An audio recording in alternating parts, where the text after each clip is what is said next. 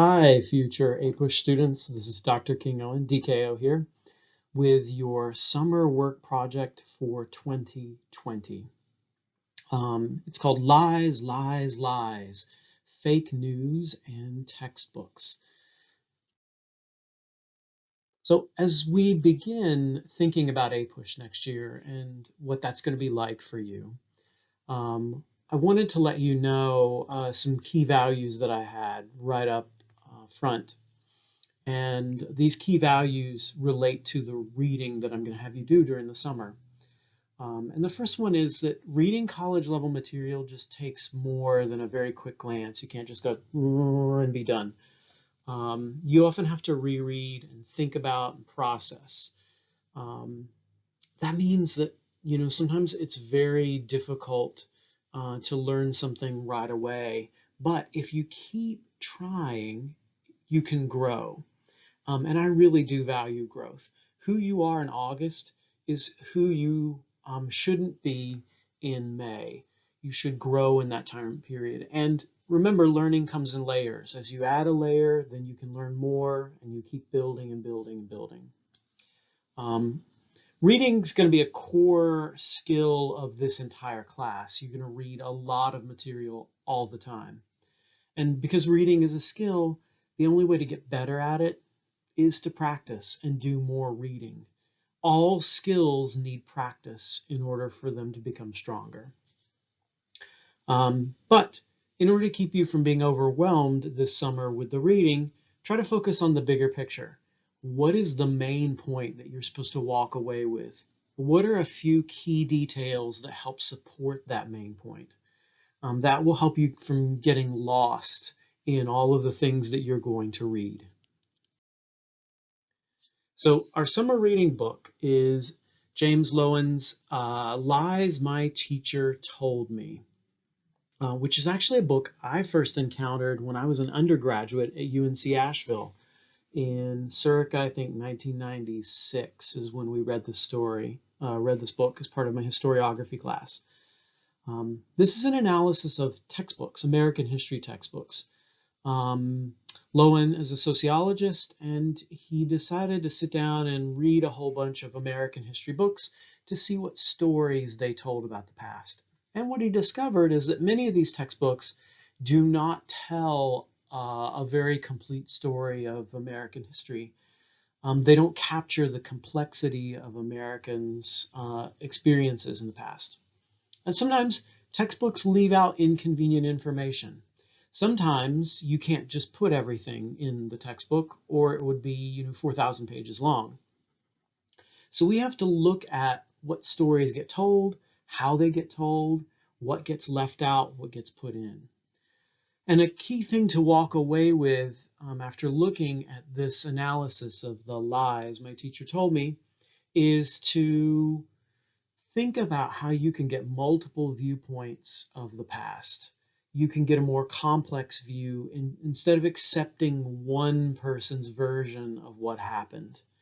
Other people may have seen that experience differently, and they may have understood the world differently than the one story you've gotten.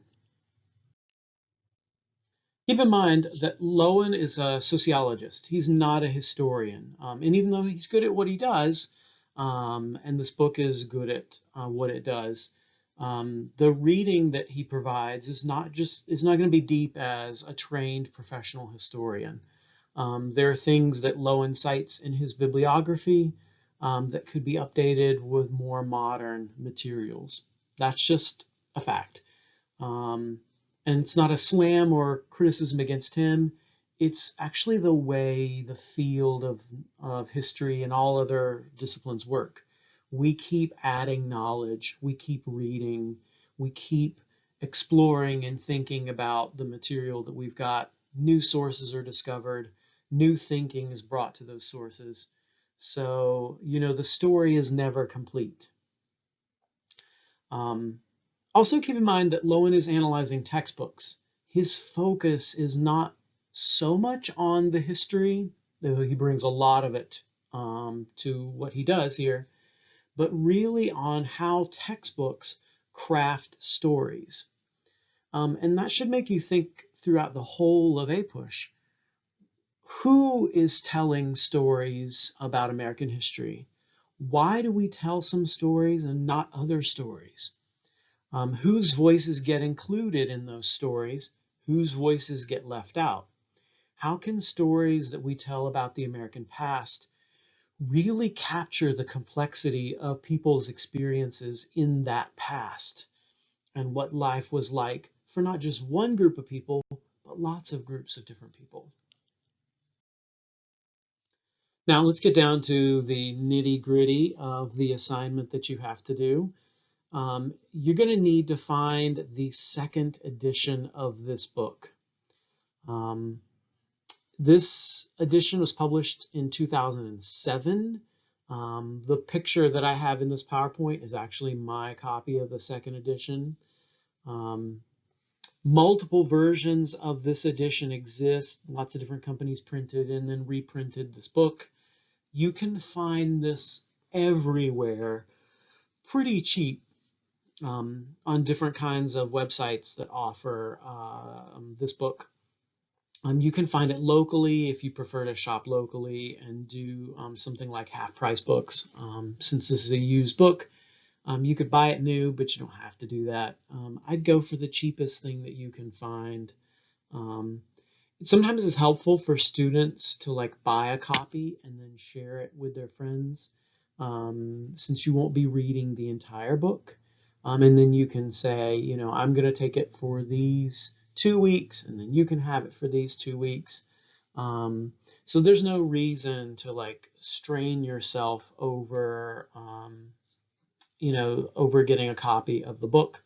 You can find it in libraries if you do not want to purchase it. So please don't be stressed out about that. There are lots of different ways you can get access to this text. There's going to be some reading that's required for everybody in APUSH. The introduction to the second edition, where he responds to some of the criticisms of the first edition. And it's good to get, in the habit of reading introductions to textbooks, because you find out all kinds of things about the writer and what's going on in the writer's head. So I think it's very important for you to do that. Don't skip intros. And then read the chapter 1 introduction, which is where he lays out what he's doing. That chapter is called Something Has Gone Very Wrong. And he's going to explain, the method and the purpose for this book. After that, the reading that's left is your choice. And you only need to read any 3 chapters of the text. That would be chapters 2 through 13 that you can choose from. So pick which chapters seem interesting to you, flip through them and see, does this look like it would be something I could get into and read about? If you want to be strategic and read things that relate to what we will be learning in the fall, from August to December, that's chapters 2 through 6. So those chapters more cover things that you're going to be learning in the early part of APUSH. And then the final thing that you have to do is write about what you've read. There are 3 prompts to pick from. You choose whichever one you want to do, and you write 800 to 1,000 words in response to that prompt. Your paper needs to have a header, and the only thing I care about in the header, headers don't have to be fancy. It needs a name, because goodness gracious, I need to know who you are. And then APUSH Summer Work 2020. The header needs to identify what this paper is. Please double space your papers, because that allows me room to comment. The paper will not be due the first week of APUSH. It will be due August the 28th. And you can upload that to me via Google Docs, share it, or you can upload it via Canvas when Canvas becomes active for you in the fall for APUSH. So let's say you have questions over the summer or you run into any difficulties, please reach out to me via email. I'll be glad to help you navigate through whatever problems you might encounter. Um, so my email is on the screen for you. I do look forward to meeting you in the fall in August. We don't yet know what that's going to look like. Thanks, Corona. But whatever form it takes place, I definitely look forward to our beginning our journey together of APUSH in August. So please have a safe and healthy summer and take care of yourselves. And I will see you in the fall.